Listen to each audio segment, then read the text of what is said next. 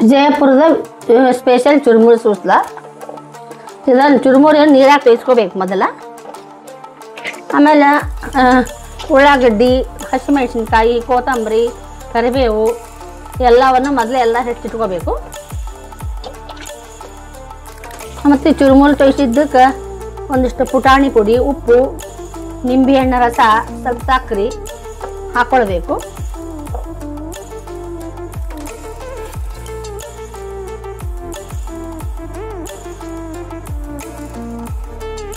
ಪುಟಾಣಿ ಪುಡಿ,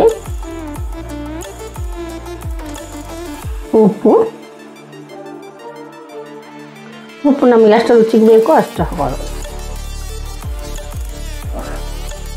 ಸಕ್ಕರೆ, ನಿಂಬೆ ಎಣ್ಣೆ ಹಿಡಿತೀವಂತ ಸ್ವಲ್ಪ ಸಕ್ಕರೆ ಹಾಕ್ತಿರ್ತೀನಿ. ಕೊತ್ತಂಬರಿ ಸೊಪ್ಪು, ನಿಂಬೆ ರಸ, ನಿಂಬೆ ಹಣ್ಣಿನ ರಸ,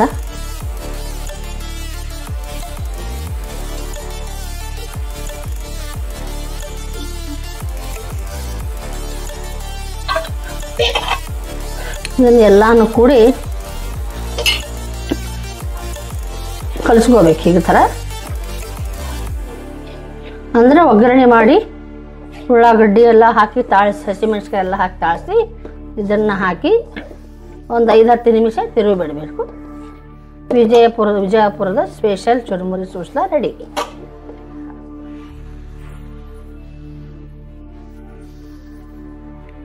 ಎಣ್ಣೆಯನ್ನು ಹಾಕಬೇಕು.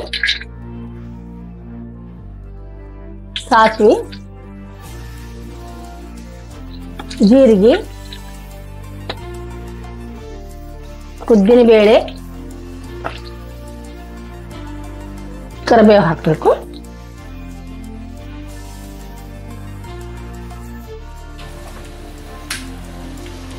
ಈಗ ಹಸಿಮೆಣಸಿನಕಾಯಿಯನ್ನು ಹಾಕ್ಕೊಳ್ಬೇಕು.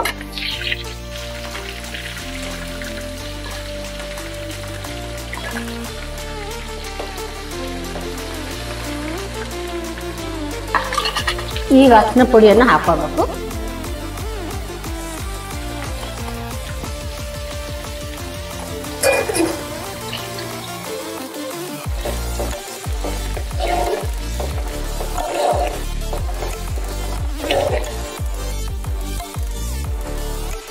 ಈಗ ಉಳ್ಳಾಗಡ್ಡಿಯನ್ನು ಹಾಕಬೇಕು.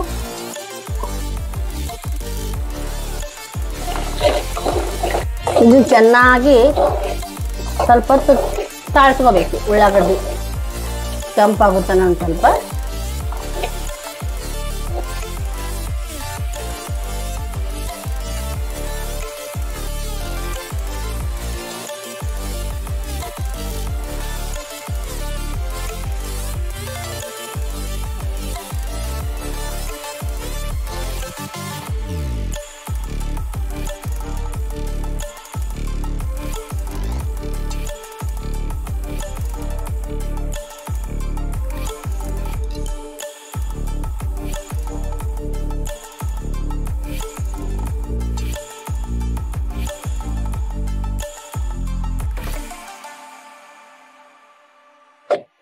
ಈಗ ವಿಜಯಪುರದ ಸ್ಪೆಷಲ್ ಚುರುಮುರಿ ಸೂಸ್ಲ ರೆಡಿ ಆಯಿತು.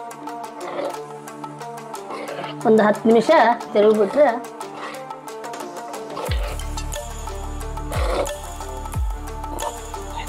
ಈಗ ತಯಾರಾಯಿತು.